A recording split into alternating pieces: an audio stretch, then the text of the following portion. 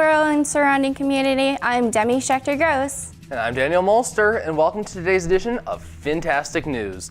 Our news crew has worked hard to bring you the following stories on today's broadcast. The president addressed the nation regarding the border security and the government shutdown.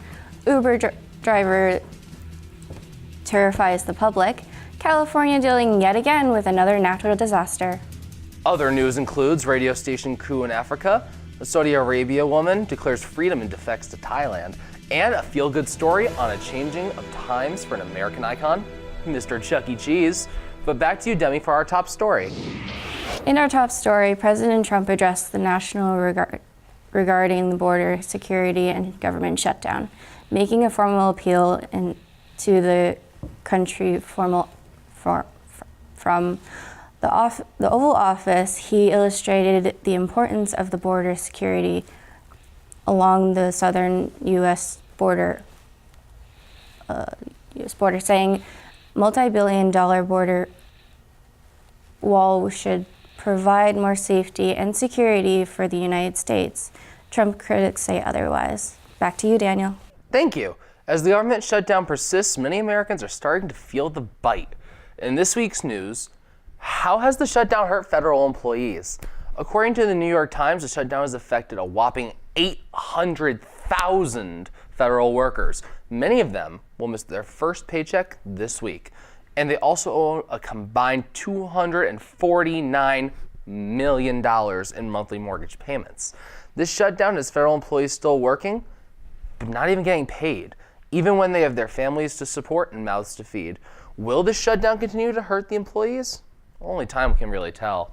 However, we know now there is no end in sight. Now over to Demi for some news from Michigan. Thank you for that report. Uber driver terrifies the public. A killing spree in Michigan. 48-year-old male Uber driver without a previous criminal record went on a shooting spree, killing 6 people and injuring 2 in Kalamazoo, Michigan. On February 20th, 2016, Dalton went about his Uber route in between the durations of picking up and dropping off customers. Dalton's premeditated actions with the intent of randomly shooting at bystanders has finally pled guilty in the court. Thank goodness the streets are safer with this person put away. Let's go over to Noah for our update on what's happening in California. That's right, Demi. As you can see behind me, last Sunday, January 6th, Southern California underwent a massive snowstorm, accompanied by mudslides and debris about the size of 2 football fields, according to the National Weather Service. Motorists were prisoners in their vehicles as the amounts of mud were so high, according to CNN News editor Karma Hasan. 28-year-old rapper Soulja Boy posted on his Twitter at the time that the storm occurred, stating that his car actually got stuck too and almost went into the ocean with a prayer emoji. So you always want to make sure that you're prepared for the unexpected when disaster does strike. We go back to Daniel in the studio for a report on the weather in the local Windham County area. Daniel? Thanks, Noah. Your forecast for this week is mostly sunny, low to mid-20s for the weekend. High 20s to mid-30s Monday through Thursday. In terms of today's forecast, we don't have any acid rain, but that's always a benefit. There's also no snow. Thank goodness. I don't have my snow boots ready, and I kind of forgot them in the Landmark shuttle. Anyway, mostly sunny for the next week. Temps are split right down the middle, 20s and 30s. But snow could be on the way for next weekend, and we'll bring you more of the weather in our next show. Now we bring you a story about a radio station, but not really in the typical sense. Charlie has an on-the-scene report. Charlie, how are you doing? Good, thanks, Daniel.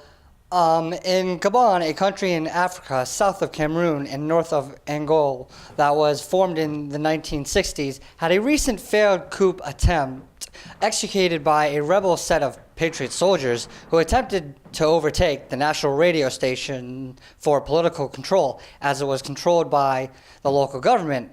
They engaged on January 7th and failed.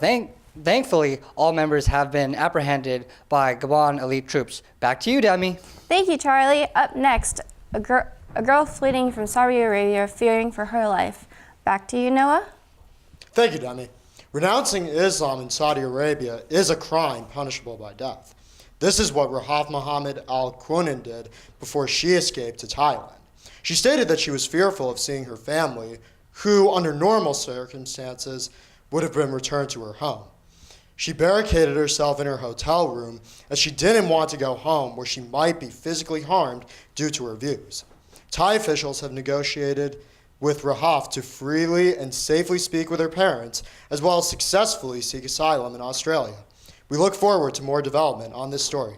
Let's go back to the studio with Daniel. Dan, how you doing? Good, thanks Noah. Thank you for that story, and what a crazy one that honestly is. We wish Rahaf the best of luck. Now, in terms of local news, and a happier story for that matter, we go over to Charlie to hear about the Putney Central School. Charlie, how's it going out there? Good, it's going well. Thank you very much, Daniel. This Tuesday, January 15th, 8th graders at the Putney Central School will be putting their interviewing and media production skills to the ultimate test as they execute their Putney Immigrant Stories films live from the Next Stage Arts project. Students pair with interview and photograph an individual born outside the United States, living in the community, to ask their partners about their experience coming to the United States and their lives now. Definitely a great opportunity for the students to learn about other people's stories. Back to you. Thanks, Charlie.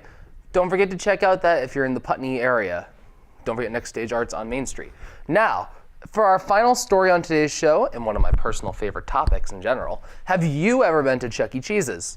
Well, I certainly have. I'm a huge fan. So for all the Chucky fans out there, Chucky Cheese's world-famous animatronic robot band might be getting the boot soon.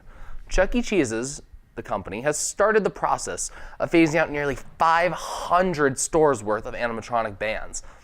Munch's Make-Believe Band, the robotic stage show, performs daily for thousands of guests worldwide. However, with today's technology standards, this including virtual reality, special effects, and high-tech simulators, this band might need to take its final bow. Tom Leverton, the CEO of CEC Entertainment Inc., said, "A child today has such high expectations for entertainment that the animatronics, even at their absolute best, can't live up to those expectations."